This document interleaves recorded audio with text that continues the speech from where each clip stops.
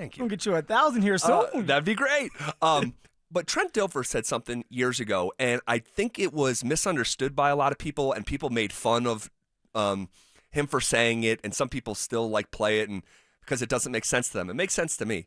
When he said years ago on ESPN, more games are lost in the NFL than won. And someone who doesn't understand is like, what are you talking about? Because every time someone wins, someone loses. So how could you lose more than you like? It's for games like that. Yeah. It's for games like that, in my opinion. And maybe this is the wrong way to look at it. Because the Colts were so successful, and you look at their offense and all that stuff. Running for 165 yards with JT and Daniel Jones throwing for over 300. So maybe I'm putting too much stock into the Broncos here. But in my humble opinion, it felt like in the fourth quarter of that game, it was more about the Broncos blowing it than the Colts seizing the opportunity. In my humble opinion. But why is that? Because see, I like when you say two things can be true at the same time. Because that's how I was going to go with that. Where it's like, hey, yeah, Denver messed their opportunity up, and it was right there in front of them a couple times. Yeah. And it's even throughout the game. But also with the Colts, we got to give them respect for what they put out there. And that's why I felt bad. So I said at the start, maybe you I'm looking to at Cecil this. Now, man, stick with what you always say. Two things can be true at the same time. No. I wanted to give them their props and their respect because Shane Steichen's a good coach. And we talked about this stuff last week. Daniel Jones looked the part in week 1, and there he was again throwing for over 300 yards. But when you're in the fourth quarter and you have game control and you have a win probability that is approaching 90%, and you throw an interception in that fourth quarter, in a separate series you miss a field goal, and you have multiple damning penalties that are the face mask, the spiking, the leverage call. It's like you did enough to win, but you just kept on giving it all back. No, and it's the truth. You have to play fundamentally sound and disciplined football towards the end of games.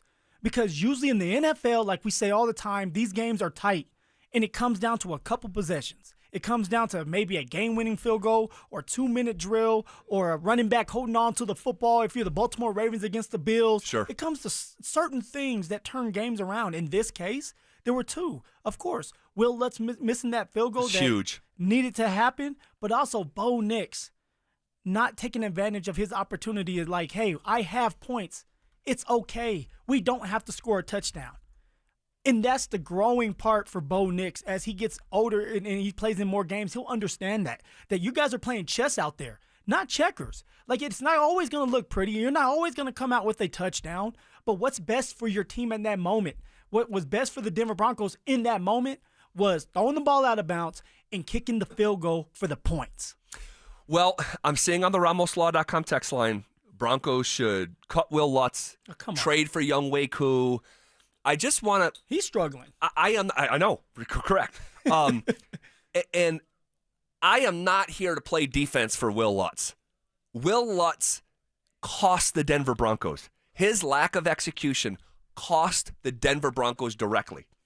But let me also say that Will Lutz, all right, is quite literally the most accurate kicker in the history of the franchise. Now, I know he's played in 36 games and not 236 the way that Jason Elam did. So there's context to my statement. Or 144 games like Brandon McManus. But he's played in 36, and that's more than a little bit.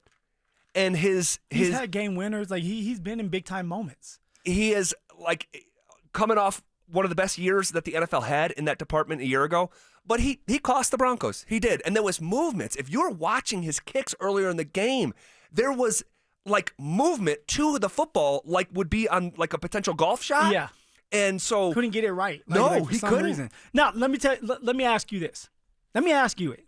I'm not trying to make an excuse for Lutz. But do you think Sean not giving him that opportunity to kick it here, you think in the back of his head, it's like, hey, you don't trust me? And that in his head, he's thinking about it a little bit more like, hey, now I really have to make this? I did not think about that. Because you have someone like Sean last week talking about how he didn't want the kick to be blocked and them to return it and this whole scenario, and it didn't make sense when it's like, hey, you got Lutz sitting right here. It was a very consistent 53-yarder last week. But then you don't let him go out there and do it. Right. And now it may be in the back of his head like, hey, dude, you don't trust me. And now you're in a big-time situation. Yeah. You're out there. This is your moment, and you're thinking. I'm just asking the question. No. It's a really good question. I didn't really think about it. And interesting, Sean went for a field goal in the fourth quarter. Why don't you just go for it on fourth down? You had the threat of getting the kick blocked. That's what you told us last week. Anyway, look, I don't think there is plenty of blame to go on the plate of Will Lutz, but cutting him, trading him, I don't think that's the answer. No. I just want to say that because I've seen that from a handful of listeners. That it's just, I understand it's a reaction Monday, and maybe for some of us even an overreaction Monday because of the blunders that went into that loss. But I do not believe one of the solutions is getting rid of Will Lutz. So we'll see what it looks like, continuously moving forward. Because we're always going to be evaluating. People are so emotional. Guys, he is going to be just fine. There are going to be games like this. Truly. There are going to be games where your kicker doesn't come to play. But then guess what? There's going to be a game or two or three where Will Lutz is the reason why we win it. And we're going to be sitting here praising. This is as a teammate now, when I'm thinking about it in the locker room, you want to be mad, but then you start to look at yourself and say, what could I have done differently? Yeah. As a unit, what could we do differently next time so we don't put him in a bad situation? And so it goes like you have to be, in times like this, the Broncos, and they're going to be just fine. We're reacting to one game. They have to stick together, stay together. Totally. And move like that. Oh, yeah. I mean, we're only 2 games into this thing. That's it, yeah. And it's a shame because, one, and if you're just joining us, like we led with the defense. The defense was really bad yesterday, and it's okay to say that. They gave up almost 500 yards of offense to the Colts. Not good enough at all. And it's a shame because I thought for big chunks of that game, man, the Broncos offense was doing some good stuff, particularly in the first half. 3 touchdown passes in the first half for Bo Nix. I mean, they had it going, and then they come out of halftime, and for the third time in 22 games, they score on the first possession. This has been an issue under Sean Payton. And they come out and actually do it. And so, yes, there's stuff to talk about with the running game and the offense and how it eventually sputtered and really lost rhythm the longer that game went. But, man, it's just a shame. So who do you blame in a loss like this? Because somebody, everybody always looks for somebody to blame. Yeah, you have to start with the defense. You're going to go with the defense? Yeah, I mean, in my opinion, of course, it's all encompassing. No, because if I were to isolate 3 things 4 things, I'm going to do 4 things. It was the missed field goal. It was the interception by Bo Nix. Missed field goal in the 4th. Interception by Bo in the 4th. Penalties in the 4th. And a really bad defense for every quarter. But what? You just named 4. What was the most impactful one? The defense. That's what you're going with, D. That's supposed to be the strength of the football team, and then within the strength is supposed to be the front 7. The front 7 got physically manhandled. They did, but did they do enough to? I know they didn't win, but did they do enough to put the offense and special teams in a situation to win the game? I know it wasn't good enough. I am not making any excuses. It was not good enough out there for the defense. They were giving up way too much. They did not bottle up Jonathan Taylor. They let every single receiver in their mama catch a ball. Yeah. Which is insane. All right, Daniel Jones was able to sit in the pocket with not a lot of pressure on him and make some throws, and they just diced you up, and they moved down the field methodically, and it wasn't good enough defense. No, so that's where I'll summarize my thoughts like this. That's where I put the most blame because that's the unit that I have the highest expectation for. I watched this Bronco offense a week ago. I mean, they were bad a week ago. Outside of a couple singular plays, particularly the 50-yard run and then finishing off with JK, a couple throws here and there. But I just have a really high expectation for the defense. So when you under-deliver to that degree, when you're 27 yards shy of giving up 500 to the Colts, that's where I put the most blame because it was a down-by-down thing. The other were singular mistakes in a vacuum. Terrible decision by Bo. Missed kick by Will Lutz. But aren't those bigger situations though? When you talk about like what are the keys to winning in anything you do in football and honestly in any sport? Limit the turnover. Yes, and we had the conversation on Friday as the biggest theme because of how it went last week and how it went last year against the Colts when Bo had 3 interceptions. But like again, I'll just say those are singular moments. They cost you. They're terrible. They're a part of the conversation. But because the other unit falling short down after down after down after down over a 60-minute sample size with the expectations that I have for them, I would say the defense was more of the reason than some of the singular moments. I can't go with you on that. I mean, they put almost 30 on the Broncos. I know. 29, 500 yards of offense. But so did we. We almost put up we put up points too. But that was the Broncos' offense. Yeah, for sure. Finally. Well, it's game 2. No, for sure. But last year was the same thing we were talking about. Well, like yes and no. I'm waiting for that moment where both sides of the ball are firing on all cylinders. That's going to be a beautiful time, and it will come as long as they continue to stick with each other. But yes, the defense was bad, but they bent but never broke. When you're able to continue to hold teams to field goals and field goals and field goals, that helps you out. If Bo doesn't throw the interception and we make one of the field goals, we win this game. Right.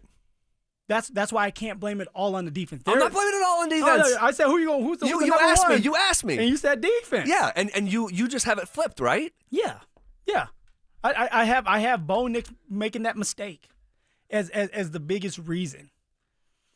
All right. It's turnover. Well, yeah, no, turnovers are costly, and we talked about it last week. In week 1, teams that won the turnover battle were 8-1, and the only team that didn't lose was these Broncos. And here they were. It was one turnover. It was a one turnover difference. One team had one turnover, the other had none. And stark contrast from a year ago where the Broncos had 3 and the Colts had 5. And, man, it was just brutal. And not one member of the defense, not one, had a good game.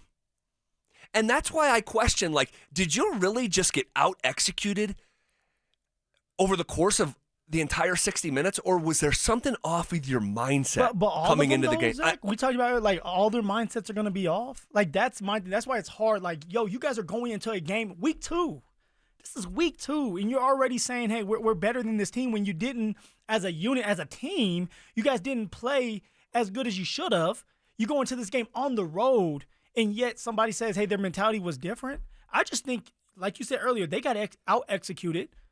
One team wanted it more. One team was able to win their one-on-one matchups, and it was a great schemed game from Shane Steichen. It was. And you take your hat off. I mean, oh, man, what a missed opportunity. It hurts. It stings so bad. It feels like the difference between being 2-0 and 1-1 right now, given the context and like the fabric of how, like the actual texture of the game and how it fell. There's no more giving the Denver Broncos the benefit of the doubts on paper. We're done doing that. We were supposed to beat up on Tennessee. That wasn't the case. We were supposed to go on the road in Indianapolis and beat them. We didn't do it. Now the schedule is getting ready to get really tough. You have to really and truly play great, fundamentally sound football, or you're going to lose these games because now it's evenly matched teams that will be in the playoffs. Well, the Broncos had the longest streak in the NFL of holding teams to under 150 yards rushing. That was 21 consecutive games. No longer can boast that. That streak is snapped, and the sobering reality, and the following is not an opinion, it is just a fact, that the Broncos taking out Week 18, when Kansas City benched everyone and the score was 38-0 and not truly representative of this league week to week, take that game out. Since the start of last year, the Broncos are 1-9 against teams with a winning record. So we're still gathering information on this football team and who they're ultimately going to be.